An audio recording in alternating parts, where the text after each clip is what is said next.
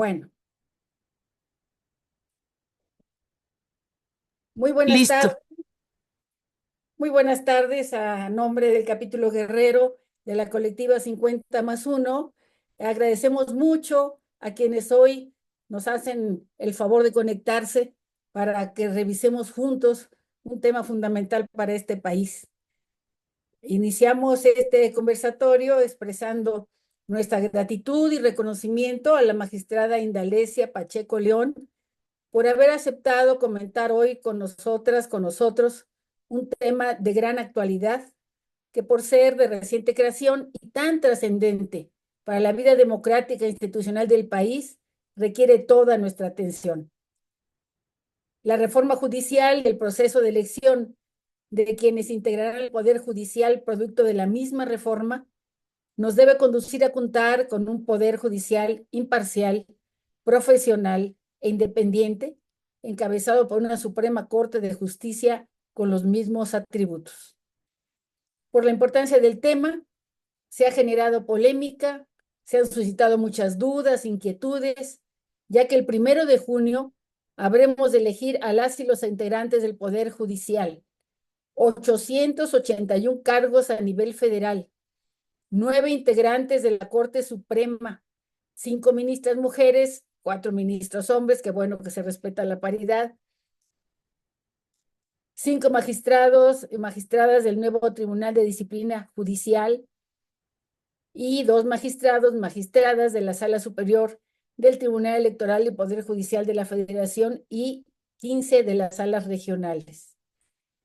Además de los magistrados, magistradas y jueces de distrito que correspondan a nuestro 21º circuito, es decir, 10 magistraturas y 10 jueces de distrito. La proximidad y trascendencia de las elecciones del 1 de junio requieren mucha información, empezando por nosotros los guerrerenses, deseosos de saber a quiénes elegiremos en Guerrero. Si participan en la elección quienes ya venían impartiendo justicia, si se sabe quiénes son los que aparecerán o aparecen ya en las boletas de votación, porque quienes vengan en ella no solo deben reunir los requisitos que prevé la reforma judicial, sino que deben ser quienes hagan valer los principios universales de justicia y derechos humanos para que en verdad se fortalezca la democracia, la división de poderes y los derechos fundamentales previstos en la Constitución de 1917. De ahí la importancia de poder escuchar hoy a la magistrada Indalecia Pacheco León, quien forma parte del Tribunal Superior de Justicia y para orgullo nuestro es integrante de este capítulo guerrero de la colectiva 50+1. Ella ha titulado este conversatorio La justicia que estamos construyendo a partir de la reforma judicial, título que me parece muy apropiado para conocer más de este tema, despejar dudas y tomar decisiones. Antes de solicitarle su participación, magistrada, me permitiré comentar con todas y todos los aquí presentes parte de la amplia y destacada trayectoria profesional de la magistrada Indalecia Pacheco León.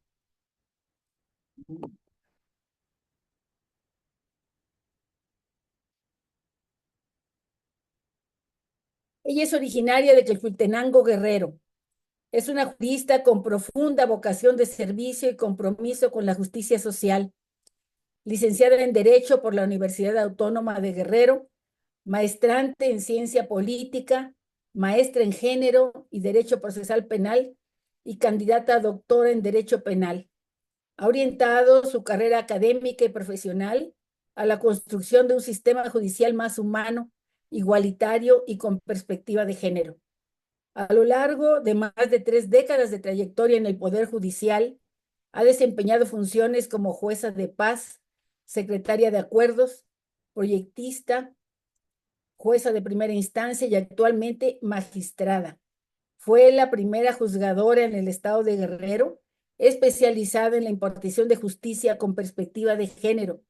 Su actuación ha marcado precedentes importantes para nuestra entidad guerrerense. Sus sentencias han visibilizado y coadyuvado a remediar los efectos discriminatorios y prácticas institucionales que vulneran la dignidad de las personas.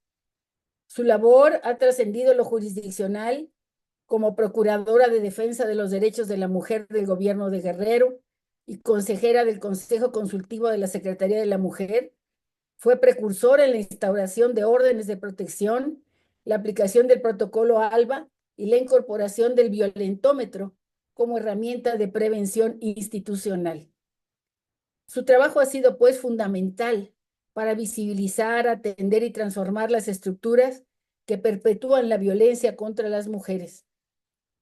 Ha complementado y fortalecido su formación con diplomados en Administración de Justicia, Derechos Humanos, Liderazgo, Perspectiva de Género e Investigación de Feminicidios, muchos de ellos en colaboración con organismos nacionales e internacionales, como la Universidad Nacional Autónoma de México, la Embajada de Francia y la Asociación Internacional de Mujeres Abogadas. Su misión ha sido clara: acercar la justicia a todas las personas que históricamente han sido silenciadas. En 2019 fue galardonada con la Presea Internacional Gaviota por su contribución ejemplar a la justicia con perspectiva de género. Es miembro activa de la Asociación Mexicana de Mujeres Juezas y Magistradas y del Capítulo México de la International Association of Women Judges. En 2022 representó a México como ponente en el Foro Mundial de Justicia en La Haya, Países Bajos, donde disertó sobre la falta de representación de los grupos minoritarios en los poderes judiciales dentro del proyecto Los jueces como constructores de paz, las asociaciones judiciales como vectores de la independencia judicial. Su vida profesional está guiada por la convicción de que la justicia no es solo un mandato legal, sino un acto de responsabilidad ética y humana frente al dolor y la desigualdad. Pues es una semblanza en verdad impresionante y nos da mucho orgullo como guerrerense que doña Indalencia Pacheco León haya construido toda esta verdadera saber surgida de las instituciones educativas, pero sobre todo derivada de su profesión y del ejercicio que ha hecho de ella con verdadero nivel social. Muchas gracias, maestra. También le doy la bienvenida y la gratitud expresada por parte de nuestra presidencia nacional del colectivo 50+1, por doña Claudia Corichi, quien ha enviado un mensaje que seguramente tendremos la oportunidad de escucharlo al final de esta importante conferencia. Así que, sin más, nos dará mucho gusto escucharla, magistrada, y pondremos todo nuestro interés para poder avanzar en este tema tan delicado y tan importante. Muchas gracias. Adelante, por favor, magistrada. Pues muchas gracias, licenciada Lupita Gómez Maganda, por esta presentación, por su invitación a que esta tarde conversemos. Yo considero que esta va a ser una plática así, sin mayores formalismos, que el privilegio de que estén todas y todos ustedes aquí presentes, dispuestos a escucharme. Les agradezco esa disposición que tienen. Desde luego que nuestra presidenta del colectivo 50+1, la licenciada Maganda Gómez Maganda, esté aquí con nosotros, que me haya confiado en hablar de este tema a ustedes y que estoy segura que hoy entre todas y todos vamos a arribar a muy buenas conclusiones. La libertad de expresión es un derecho humano. Podemos expresarnos. Finalmente, la democracia es una de sus características, ¿no? Poder expresarnos. Y sobre todo en el ámbito judicial no está limitado ese derecho, ¿no? Podemos hacerlo también, dirigirnos a la población. Y que esta actividad me parece un ejercicio cívico que debería estar siempre presente entre todos los grupos sociales, porque es importante que participemos en la vida pública del país, de nuestra comunidad, de nuestro municipio. Es importante dialogar sobre estos temas que tienen que ver con la patria, con la vida pública, ¿no? Entonces, como bien dijo la licenciada Guadalupe Gómez Maganda, no podemos sustraernos a un momento tan importante, histórico, que representa esta elección judicial en la que las opiniones en efecto han estado divididas en el país, porque hablar del poder judicial y del sistema de justicia eh, es así, complejo, ¿no? Como son los complejos los problemas que ventilamos en los procesos. Eh, Hablar de justicia también es hablar de democracia, porque pues uno de los elementos básicos de una democracia pues es la justicia, aquellos órganos de justicia que se distingan con relación a que su papel fundamental es hacer cumplir precisamente la Constitución, que es la base, ¿no? del Estado de Derecho.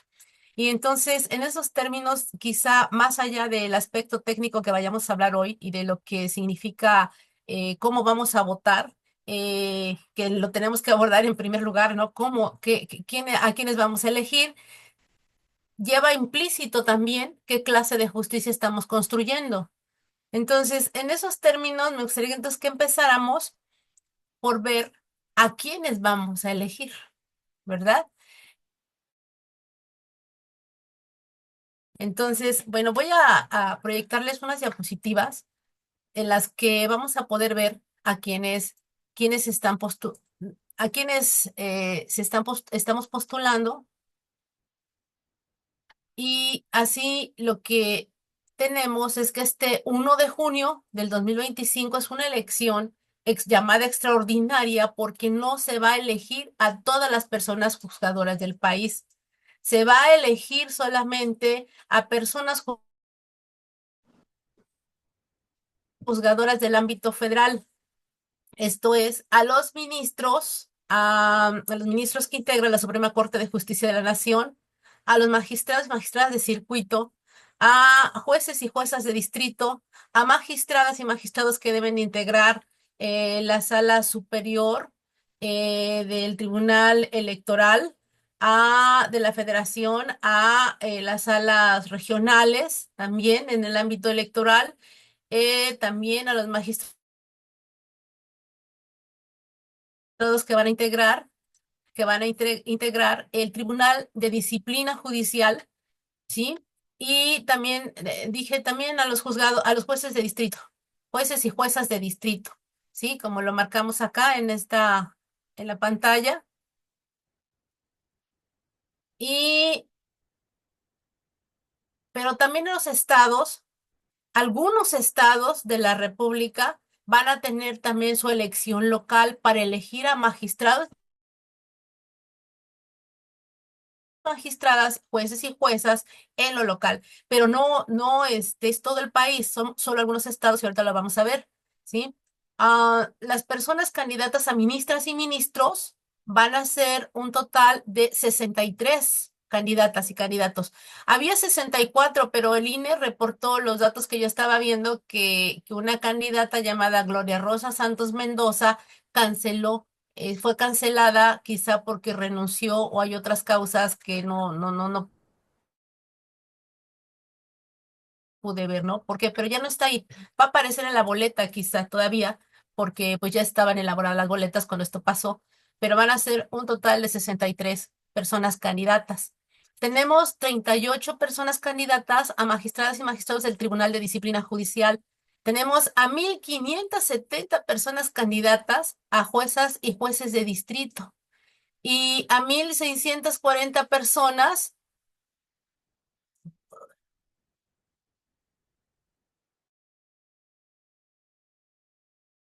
la pantalla no, son magistradas y magistrados de circuito, ¿sí? Y también, ¿qué sigue, por favor? 15 personas candidatas a magistrados y magistrados de la Sala Superior del Tribunal Electoral del Poder Judicial, pero también tenemos candidatas, personas candidatas a las magistraturas de las salas regionales del Tribunal Electoral, para las distintas circunscripciones que están definidas en el área electoral, En la primera tenemos a 17, en la segunda 19, en la tercera 19 también, en la cuarta 20 y en la quinta 20. Si algo ha caracterizado a esta elección y que es lo de lo que parcialmente también yo he estado de acuerdo en lo que significa toda esta reforma, pues que se está garantizando esa paridad de género que desde el 2019 se ha venido impulsando. Entonces es muy importante porque a la fecha los tribunales del país de justicia pues no tenemos esa paridad. Parecía que se daba una interpretación a la Constitución con relación a que solamente en los poderes ejecutivo y legislativo podía haber esa paridad, pero no estaba establecido para el ámbito judicial.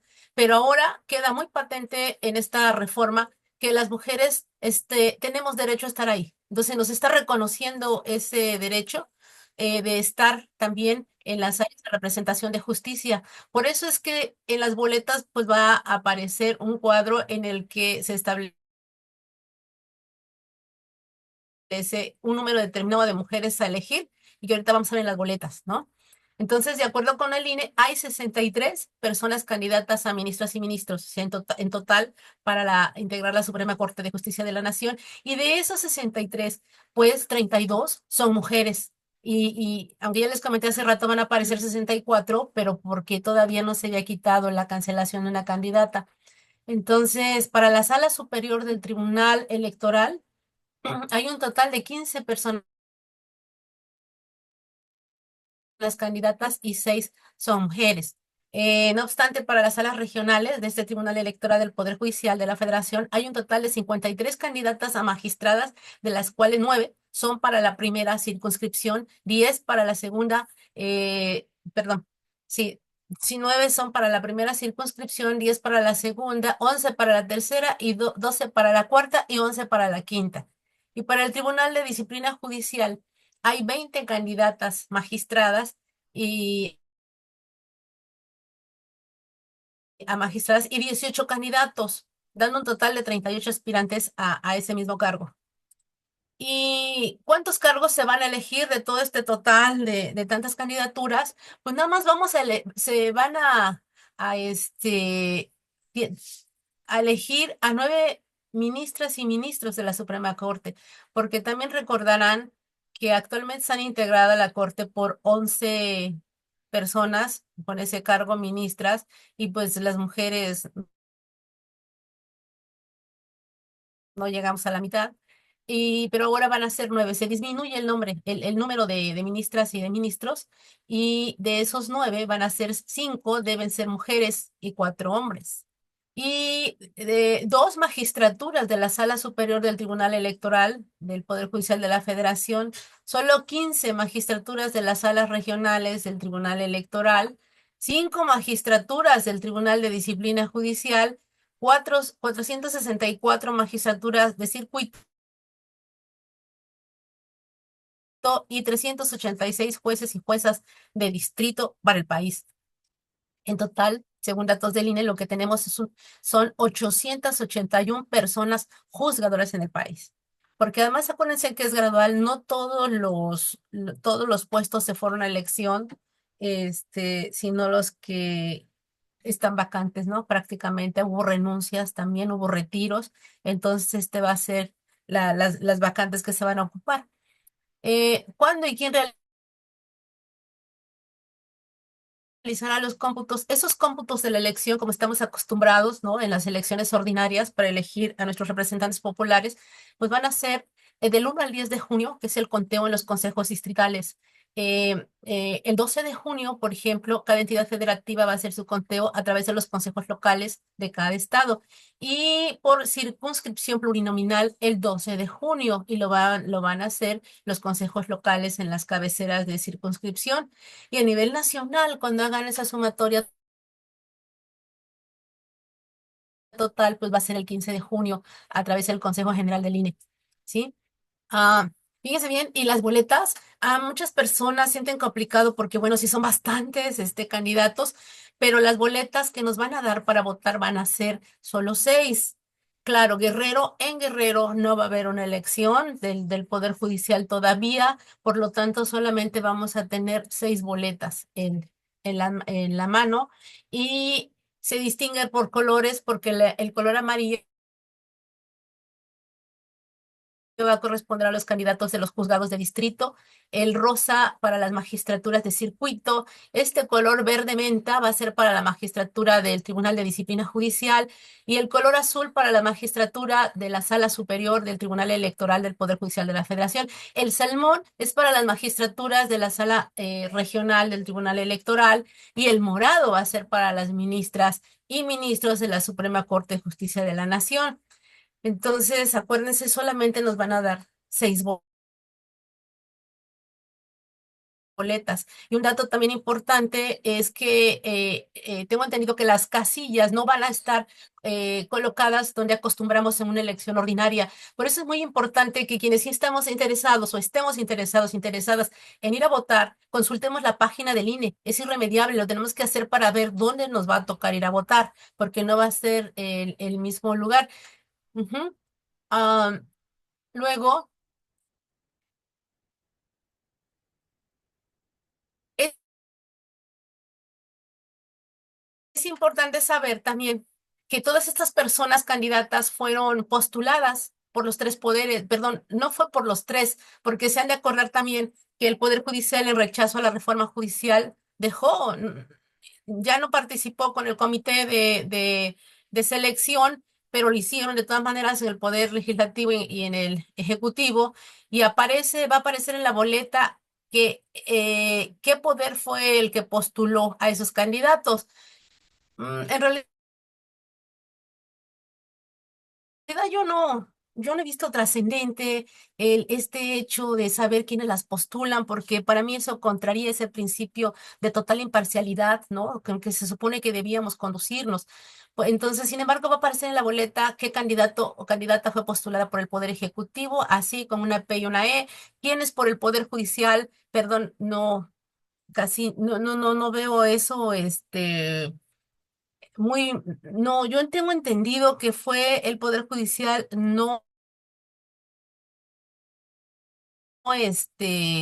no postuló, pero sin embargo aparece el Poder Judicial, el Poder Legislativo, PL, y ministras, ministros, pero también jueces y magistrados que están en función, y aparece la E y la F. Am, Los estados de la República que van a participar, sí, en esta elección, para postular a jueces, juezas y magistrados de los poderes judiciales locales, son 19 y tenemos a Aguascalientes, Baja California, Chihuahua, Ciudad de México, Coahuila, Colima, Durango, Estado de México, Michoacán, Nayarit, Quintana Roo, San Luis Potosí, Sonora, Tabasco, Tamaulipas, Tlaxcala, Veracruz, Yucatán y Zacatecas. En el estado de Guerrero, pues no vamos a participar todavía. Esto tiene mucho que ver con dos cosas. La primera es que desde luego cada entidad federativa tiene autonomía para decidir sobre si podía irse a la elección en este 2025 o al 2027, porque a Guerrero nos toca una elección ordinaria para elegir a nuevo gobernador o gobernadora, presidentes municipales y diputaciones para el 2027 y el presupuesto no estaba destinado para este 2025, para afrontar una elección extraordinaria, ¿no? De dos tipos, la federal y la local. Entonces, es un hecho que en Guerrero habrá elección para renovar al Poder Judicial hasta 2027, a la par con la elección ordinaria, ¿sí? Las boletas que les decía, este es un ejemplo de las boletas para elegir ministras y ministros. Muchas personas me preguntaban, ¿y cómo vamos a elegir a las mujeres? ¿Cómo vamos a determinarlo? Hay un cuadro, como verán, en la parte izquierda, donde dice escribe el número correspondiente a 5 mujeres. Para esta elección se deben elegir a 5 y 4 hombres. Hay una lista como verán, tiene los números progresivos, 1, 2, 3, 4, 5, etcétera. Y arriba, pues vamos a colocar simplemente el número que corresponde a la candidata que nosotros hayamos elegido. Igual para los hombres, en cada boleta para elegir a magistrada magistrados o jueces, juezas, para cada tribunal de los que ya hablamos, eh, está establecido cuántos números de mujeres, cuántos números de hombres. Últimamente el INE también dio la noticia de que como las personas estamos acostumbradas a ir a votar tachando, rayando, también va a ser permitido si no entienden esto de colocar los números y se pueda subrayar, incluso se pueda palomear, nada más que quede claro el nombre, ¿sí? En el cuadro perdón, en la línea respectiva donde aparece el nombre. Entonces, así será en todas las boletas. De acuerdo con el INE, el número de candidatos a la elección judicial que habrá en cada boleta depende de cuántos cargos le toca elegir a cada región de tu estado. Es decir, nosotros no nos vamos a ir a una elección, ya dijimos, pero por ejemplo, para Guerrero, en Guerrero tendríamos que elegir un aproximado, creo que son 18 magistraturas de circuito y 10 jueces de distrito. No son muchos, pero bueno, no vienen en una boleta aparte, ya vienen ahí contemplados. Pero digo que esos son los que vamos a necesitar para Guerrero. ¿La que sigue? Bueno, y si hablamos de personas, yo le había comentado a los amigos y amigas que invité a este conversatorio, pues que no iba a ser dedicado para hacerle campaña a nadie, ¿no? No ese es el objetivo. Sin embargo, los nombres saltan a la vista, es irremediable de cuáles son, sobre todo para ministras y ministros. Y si quieren los tocamos al rato, entre todos compartamos esos nombres, ¿no? Pero, pero el hecho es que lo que ha caracterizado esta elección, pues finalmente es demasiada obscuridad al respecto, diría yo, porque paradójicamente teniendo tantos medios de comunicación como no ha fluido mucho la información de quiénes son los candidatos, ¿no? Y las candidatas. Tendremos que perdón, abrir la página del INE para ver ahí los nombres y saber quiénes son, cuál es su currículum. Lo que sí les puedo decir es que lo que he detectado es que un poco más del 50% de las personas candidatas sí son personas que están en función en el Poder Judicial y algunos que son abogados, abogadas que se han dedicado a la docencia, pero sí, la mayoría sí son operadores y operadoras de justicia en función. Eso, digamos, que nos da cierto margen de confianza de que no se llega totalmente en cero, ¿no? A integrar los nuevos tribunales, perdón, no los nuevos tribunales, pero sí la nueva forma, ¿no? Se supone ya de impartir justicia y de administrar justicia, sobre todo, porque, bueno, tienen cierta experiencia ya, ¿no? En los puestos que ocupan. Pero también es cierto que hay otros que no, otras personas que no han tenido esta experiencia judicial. Y, y bueno, bien, esa es la controversia también, ¿no? Tal es el caso que si supimos, ¿verdad? A través de las noticias que estaban pidiendo al INE desde el Senado que pudieran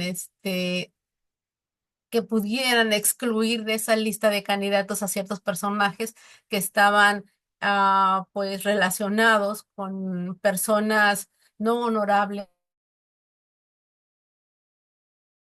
¿no? En el país, pero pues ya no hubo tiempo de hacer eso. El INE declaró ya no competente para hacerlo, pues porque ya estaban hasta en las boletas sus nombres. Entonces, fueron los riesgos que vimos, ¿no? Para esta elección, pero además, perdón, para esta decisión que después nos va a llevar a la elección, porque además, finalmente lo que vimos también es que en esa selección que se hizo, teníamos y conocíamos a muchas personas muy capaces, preparadas, honorables, que aunque fueron elegibles, pues ya desafortunadamente cuando pasan por la tómbola, ya ahí fue cuestión de suerte. Y entonces ahora quienes tenemos son personas que pasaron por suerte, ¿no? Y son a estas personas que vamos a elegir ahora. muchos han cuestionado que si tendrá sentido ir a votar o no. Hay quienes dicen que es mejor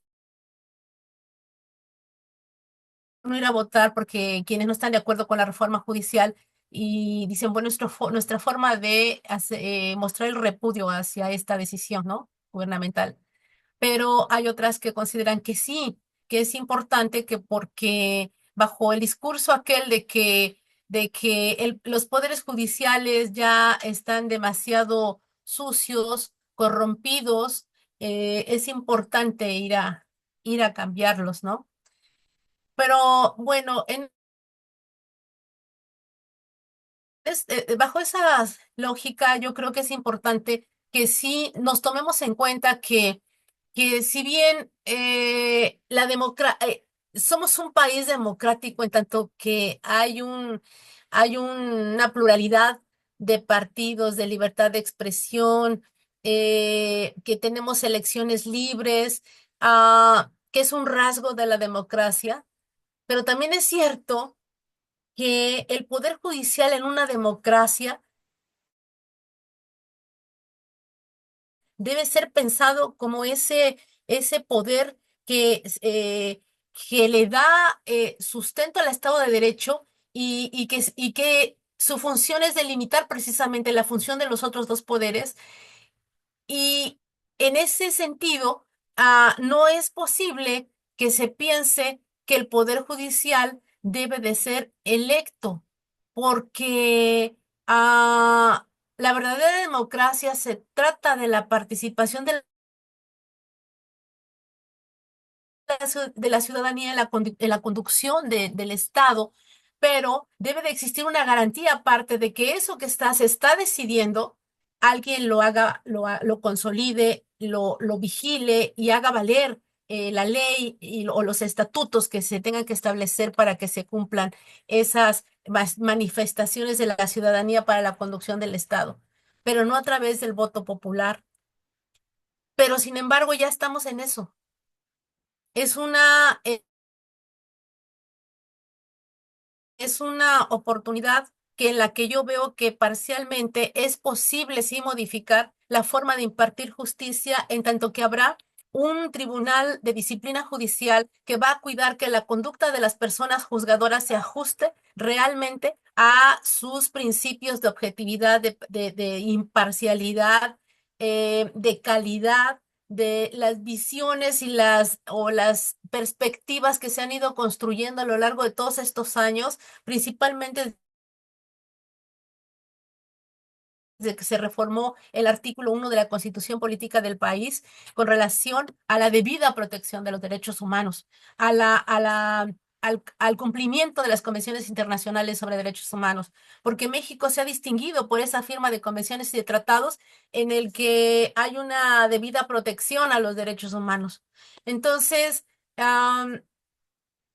¿cómo garantizar que esto suceda? Se supone que a través de un tribunal de disciplina, ¿no? Judicial. Se pretendía que se acabara el nepotismo porque existe, ese es un hecho que no se puede ocultar, existe en los poderes judiciales y esperamos nosotros que el Tribunal de Disciplina Judicial evite precisamente esos males porque le está lanzando además a la ciudadanía a través de su voto que elija a las mejores personas, no solamente honorables, sino capaces. El aspecto técnico, claro que es importante porque se tiene que saber cómo la interpretación de la ley, cómo se hace, bajo qué estándares, bajo la lógica, el razonamiento. Son cuestiones muy técnicas que se tienen que utilizar para poder decidir, ¿no? Sin embargo, la honorabilidad de las personas, ¿no? La moral de las personas es importante para entender que no van a existir sesgos que dañan a las personas y las lleva a la discriminación, ¿no? Por ejemplo, pero más allá de eso también implica que haya un reconocimiento pleno de todas las personas que estamos involucradas en la justicia, ¿no? Desde la procuración, donde están los ministerios públicos, a donde estamos nosotros, personas juzgadoras, porque una práctica se da de este lado y otra práctica del lado de las fiscalías. Me preocupa que se acaba de anunciar que es muy probable que desde el gobierno se esté promoviendo que sí haya una reforma a las fiscalías,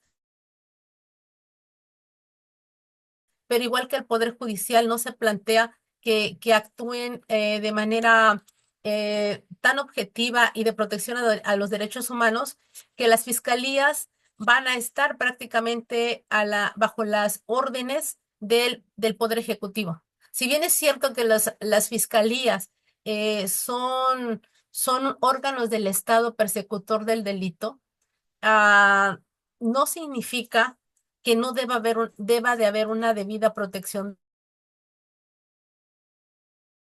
de los derechos humanos. Si eso pasaría supeditado a una orden desde el Poder Ejecutivo y no como debe de ser totalmente imparcial y autónoma. Por eso nos debe de ocupar y preocupar también a quienes nos damos el tiempo, como hoy, esta tarde, de estar platicando sobre cómo va a ser la justicia en el país. Que es en serio que a través de la elección se van a remediar tantos males que vemos dentro de la impartición de justicia. O sea, ¿es cierto que eso va a pasar? Tenemos que cuestionarlo, elevar voz y poder construir juntos una nueva forma de impartición de justicia, porque involucra también, por ejemplo, a los colegas abogados y abogadas que están litigando a que también tenga que cambiar esa forma de concebir el logro de una resolución, ya sea una sentencia absolutoria en materia penal, una sentencia que me favorezca en materia civil, en familiar. Lo que yo veo a partir de mi experiencia no es esto todo el tiempo. Requiere toda una ética de conducta para los abogados, abogadas que litigan, como indiscutiblemente para quienes impartimos justicia. Pero si la mentalidad de lo que estoy viendo ahora que prevalece en la sociedad es casi, casi que haya sentencias que estén dictando en Facebook, ¿no? En las redes sociales se están creando culpables y se les está castigando. Eso es lo que yo vislumbro entonces en este cambio que va a haber con la reforma judicial. Vemos personas en campaña que no han entendido cómo debería de haber sido esta campaña, que están incluso prometiendo, o sea, un candidato o candidata a jueza no puede prometer nada, ¿no? Porque incluso yo vi unas publicaciones, llegan a una colonia y lo que plantean las personas a colonia, ¿no? Son problemáticas de alguien que tiene, es que yo tengo un juicio de guardia y custodia que lleva tanto tiempo y no sé cuándo se va a resolver. A ver, ¿usted va a estar en ese distrito? ¿Puedo contar con usted? ¿Va a revisar mi caso? O sea, y lo peor es que se compromete la persona candidata. Dice, voy a revisar ese asunto con tal de obtener el voto, ¿no? O sea, es absurdo que se entienda que pueden hacer campaña de ese tipo. No se puede. No es así. Tampoco pueden decir que se va a acabar la corrupción y que ellos quieren una justicia abierta y de protección de derechos humanos porque no está en sus manos el juzgador, sino el Tribunal de Disciplina Judicial. ¿Sí? No está en las manos de las personas candidatas. Lo que en todo caso queríamos saber es cómo piensan esas personas. ¿Qué piensan de los derechos humanos? Ah, ¿Qué significa para ellos justicia? ¿Cuál es la ética que lo mueve? ¿No? ¿Con qué ética se conduce? ¿Cuál es su grado de responsabilidad? No estamos viendo eso. Vemos candidatas y candidatos que están bailando en TikTok, ¿no? Están haciéndose los graciosos. Vimos a las candidatas en ropa interior casi, mostrando cuerpo. O sea, es una campaña que nos deja tan asombrados porque entonces no sabemos, no, realmente quienes somos personas críticas y pensantes, no sabemos si decidir por María, por Juan, porque además nosotros, por ejemplo, aquí vemos muchos compañeros y compañeros del Poder Judicial. No conocemos, a todos los juzgadores y juzgadoras, y es que estamos en el gremio. No conocemos sus nombres, y menos a nivel federal de todos. Si vamos a consultar al INE en la página, a ver quién es, cuál es su currículum, entonces tendremos la oportunidad de decidir, bueno, creo que este, ¿no? O creo que esta estaría bien. ¿Es complejo? Sí, sí es complejo, porque no los conocemos. Pero no deja de ser importante vivir de todas maneras la experiencia para entender que lo que México exige ya sí es un cambio de mentalidad, no solo para quienes juzgamos, sino para la población en general, que cambie su paradigma de lo que creen que es justicia. Porque la justicia realmente la conciben en tanto me beneficie solo a mí. Pero no hay una cultura compartida de que en realidad la justicia tiene que ver por el bien común, no nada más del tuyo cuando estás en un proceso. Que asumas que puedes perder porque no te van a dar la razón a lo mejor en algún momento, pero no pensar en la justicia queremos. Es esa la práctica antaño que ha dañado tanto a tantas familias, a- al medio ambiente, ¿no? No estamos generando una conciencia de verdadera justicia. Y eso es lo que nos debe de ocupar. Estamos en un momento crítico de decidir que no solo vamos a cambiar a las personas, porque muchas no las vamos a cambiar. Como verán, son más del 50% las personas que ya están en función, que son candidatas. Entonces, esas personas, pregunto, ¿realmente van a cambiar esa forma de impartir justicia, de interpretar la ley, o van a prolongar y a perpetuar la forma en cómo se está haciendo justicia en México? Lo que tenemos que exigir a ellos, como al Tribunal de Disciplina Judicial, que es quien los va a vigilar, es que cumpla eso. Eso es lo que yo pienso, ¿no? Que cumpla, que todas esas prácticas y paradigmas de justicia realmente sean modificados. De lo contrario, no tiene sentido quitar a los consejos de la judicatura y poner a un tribunal de disciplina judicial que va a pensar exactamente igual, ¿no? Y bueno, me parece que yo podría dejar hasta ahí las reflexiones, porque estamos en un conversatorio, acuérdense, nada formal, sino que es importante que cada quien también opine si quisiera preguntarme algo o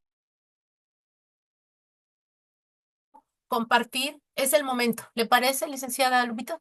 Me parece muy bien, magistrada. Primero, agradecerle su exposición tan precisa, tan objetiva, tan bien documentada y también que con estos comentarios que ha expresado usted al final, pues nos motivan a nosotros en tantas cuestiones interrogantes que tenemos y que es el momento, con su experiencia y su conocimiento del tema, de poder resolverlas para tomar una decisión consecuente con algo tan fundamental como es lo que se avecina, pero que ha sido muy polémico, muy debatido y todavía pues está,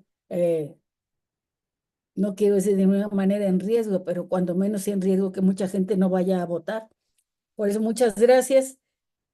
Usted lo ha comentado, quien quiera participar es el momento, todos tenemos interrogantes, pero yo agradecería mucho que pudieran o poner el signo este de levantar la mano o simplemente levantarla físicamente para saber quién tiene el interés de formular alguna pregunta, porque sí, surgen muchas interrogantes y seguramente la maestra nos apoyará para poderlas ir resolviendo. ¿Alguien tiene interés en hacer alguna pregunta? Hola, Sí, muy bien. Pues adelante, si nos hace el favor darnos su nombre y si es que Miguel, está. Miguel Ángel Díaz Robles. Muy bien, adelante, Miguel Ángel, por favor. Gracias. Maestra Indalecia, buenas tardes. Buenas tardes, Miguel. Hace rato escuché hablar de usted que Licenciada. a algunos candidatos, pues pretendieron expulsarlos porque han defendido a algunas personas, ¿verdad? Pero finalmente ese tipo de personas forman parte del Estado mexicano y los defensores, pues es un derecho, ¿verdad? Al trabajo. Entonces, Yo la pregunta que le quiero hacer es, no es darle un trato discriminatorio a esos candidatos que en algún momento dado, eh, pues tuvieron esa actividad de defender a una persona delincuente, porque por esa actividad los quieren expulsar. Entonces, no se violaría también ese derecho a participar. O sea, quiero saber qué opina usted de ese tipo de personas que pretenden expulsarlas de las elecciones, que es un derecho a trabajar, ¿verdad? Muchas gracias. Miguel, mira, Por escucha, respuesta, es que, magistrada. sí, licenciado Miguel, es que Sí. se entrecortó Ah, ok, está bien, está bien. Está bien. Sí, de nuevo. Sí se entrecorta, pues. ¿se escuchó? ¿Puedes repetir, por favor? Claro, claro que sí. ¿Qué opina usted de las personas que pretendieron expulsarlas de la de elección? Bueno, aquellas que en algún momento dado defendieron a personas criminales o no criminales. Finalmente es un derecho a trabajar. Esa es una. Y la otra, ese no es un requisito para excluirlos. La Constitución es clara cuáles son los requisitos. Entonces, ¿cuál es su opinión al respecto? Ya, Adelante, magistrada, por favor. gracias. Creo que como principio básico, en efecto, de derecho de votar y de ser votado, ¿no? A ser votado en este caso, claro que sí, me parece discriminatorio que hubiesen querido hacerlo. Ahora sí, como dicen en mi pueblo, eso hubieran pensado antes, ¿no? De todo este proceso de que esos eran los Claro, riesgos y sin embargo, creo que pudieron haberse evitado la tómbola para evitar precisamente eso, ¿no? correcto. Era mejor conocer toda su trayectoria para entonces establecer quiénes eran elegibles. Tal es así que pidieron hasta cartas de recomendación, ¿no? De los vecinos, que los conocieran.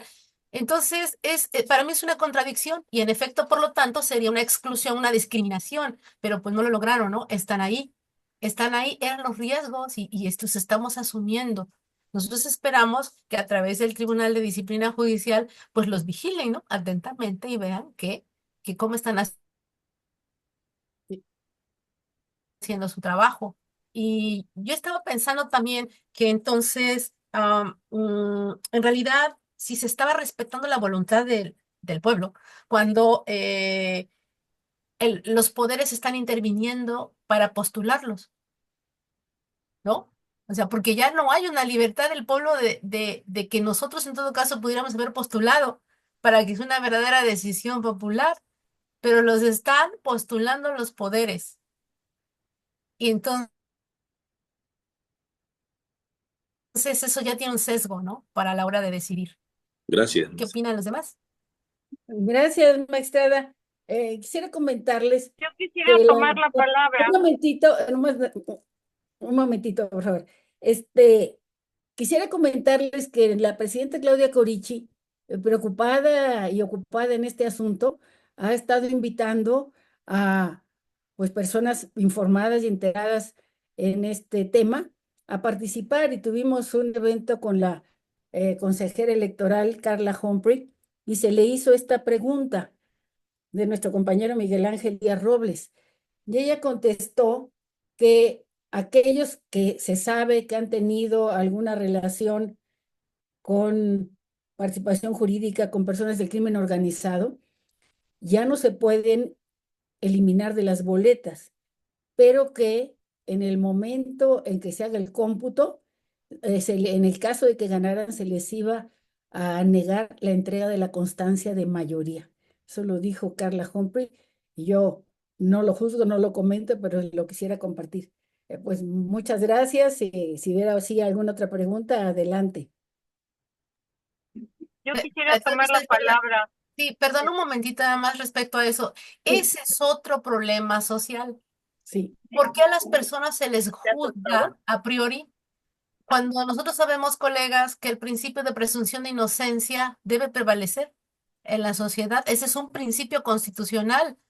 ¿No les parece que estamos juzgando a priori? ¿A quién le beneficia que a estas personas se les califique tajantemente como este tipo de personas no deseables, porque en algún momento hayan defendido a personas de organizaciones criminales, ¿no? Ahí yo es cuando cuestiono qué clase de justicia estamos construyendo. Así va a ser. Quien no convenga, decimos que es delincuente. Quien no convenga, le armamos una carpeta de investigación.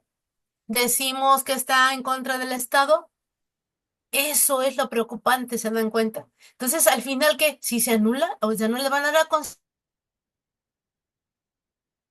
constancia, a mí me parece que es grave esa situación, porque estamos mandando el mensaje social entonces, así que a las personas se les puede juzgar sin ningún juicio. ¿Estamos de acuerdo? Es duro, pero ese es un principio. O existe o no existe, y si existe, se cumple o no se cumple, ¿verdad? Bueno, ¿quién quería continuar? Y Licenciada. además yo quisiera nada más, es que surgen los comentarios y yo quisiera decir lo siguiente antes de que cambiemos de tema.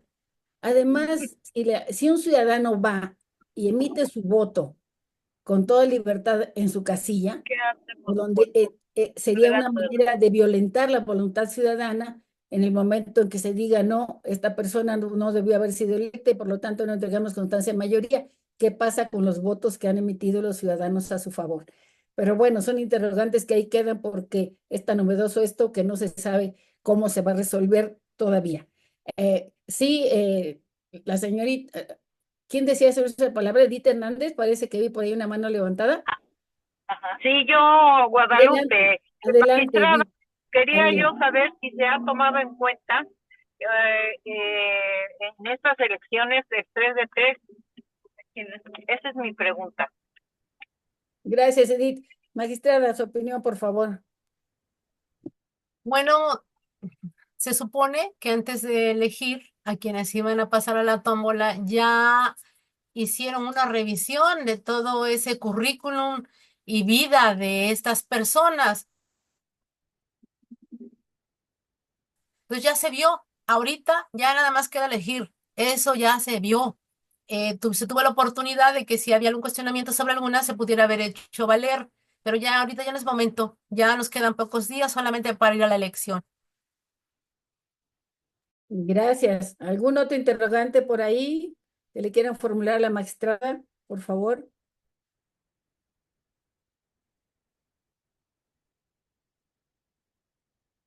No escucho o no veo manos levantadas. Eh, si fuera el caso. Sí, buenas tardes. Muy bien. Muchas gracias. Maestra Indalecia, hace un momento escuché que en las boletas aparece ahí que debemos elegir a determinado número de personas, o hombres o mujeres. ¿Es eso entonces una elección libre? Porque si yo decido nada más votar por puras mujeres y rebaso el número, mis votos se van a anular. Ahí me pregunta. Adelante, magistrada, por favor. Creo que es una pregunta, Miguel, que bien debería de estar acá nuestra consejera para contestarlo, ¿verdad? Porque son partes técnicas de la elección. Es una muy buena pregunta. Ah, yo no creo que se pueda anular el voto, pero precisamente es el ejercicio ciudadano, ¿no? Yo lo veo así para todas y todas, de que estemos convencidos de que si, por ejemplo, decides elegir a puras mujeres, ellas tienen que estar. Es un ejercicio de conciencia de igualdad, ¿sí? De género. Entonces, si alguien quiere nada más que estén los hombres, pues los van a votar, los van a votar, pero el hecho de que no se elija mujeres no creo que dé lugar a la nulidad, sino una expresión de que México seguiría siendo machista si nada más vemos en las boletas de que hay pura elección de hombres, ¿no? Finalmente, yo creo que el conteo que se tiene que hacer es forzosamente llegar a esa paridad o lo más cercano a a la paridad, porque debería de haber mujeres ahí. ¿Sí me explico? Muy bien. Sí, se explica muy bien, magistrada. Gracias, gracias, gracias. Gracias. ¿Habría alguna otra persona que quiera formular alguna pregunta a la magistrada?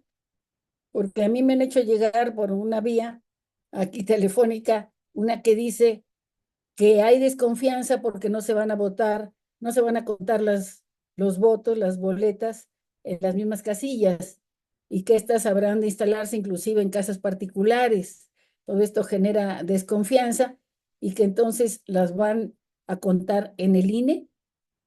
¿Quién va a supervisar? ¿No hay representantes? ¿Qué nos comenta al respecto, No, magistrada? bueno, los votos se van a contar ahí en las casillas como en las elecciones ordinarias que tenemos. Se cuentan ahí en las casillas igualito. Y yo hace rato en la diapositiva les mostré que los conteos luego, después de que se entreguen en los consejos electorales, ahí se van a resguardar y entonces harán su conteo en las fechas que determinamos, ¿sí? Así va a ser. Es una elección como cualquier otra, nada más que las casillas, les comentaba, tengo entendido, no van a estar ubicadas en el mismo lugar que acostumbramos. Van a tener una ubicación especial. Se van a publicar las sábanas igual para informar a la población dónde van a estar las casillas. Ujú. Pues qué bueno que así sea, porque en eso se han suscitado muchas dudas. ¿Habría interés en plantear algún otro cuestionamiento a la magistrada? Si no fuera así, pues yo procedería a darle las gracias, magistrada. Eh, Nuestra presidenta Claudia Corichi envió un video porque ha tenido pues mucho trabajo en estos días y no pudo presentarse virtualmente con nosotras, pero me estaba comentando que nos apoya en esta transmisión, que nuestra amiga y compañera Maura, que ha sido pues difícil el que llegue la carga, me decía ella, que es pesada del video, que llegue oportunamente a este conversatorio. Pero yo sí quisiera decirles que ella está muy interesada en esta elección. Como presidenta de la colectiva nos ha motivado a todos, por eso estamos haciendo estos foros también a nivel local en las entidades federativas, porque hay mucho interés en que la información adecuada llegue a la ciudadanía para que en consecuencia decidan cuál va a ser su participación, si votan o no votan, a favor de quién. Y en fin, pues todas estas dudas se despejarán el próximo 1 de junio. Entonces yo les transmito a ustedes el saludo de la presidenta Claudia Corichi y a usted, magistrada, pues la felicitación y la gratitud por su participación.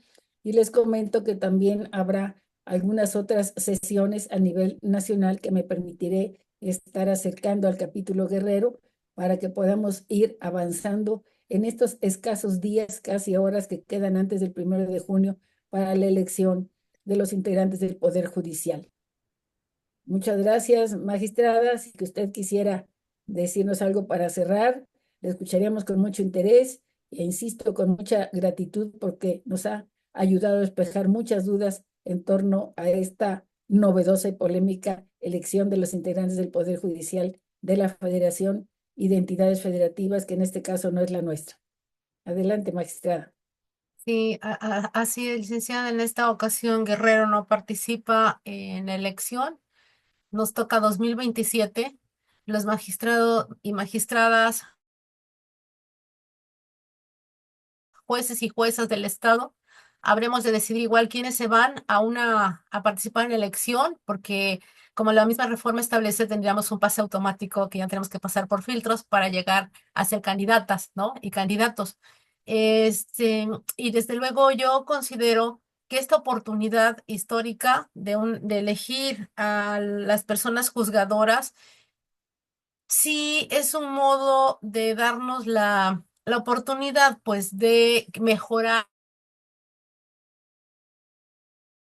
no solamente la impartición de justicia, sino cambiar también este pensamiento o acaso un paradigma de lo que debe de ser la justicia en México, de acuerdo con la cultura que nosotros tenemos de violencia, que la violencia que nos rodea, en la que estamos viviendo cotidianamente, implica que todas y todos nos comprometamos realmente con esa nueva construcción de justicia que genere seguridad para todas y todos, que demos,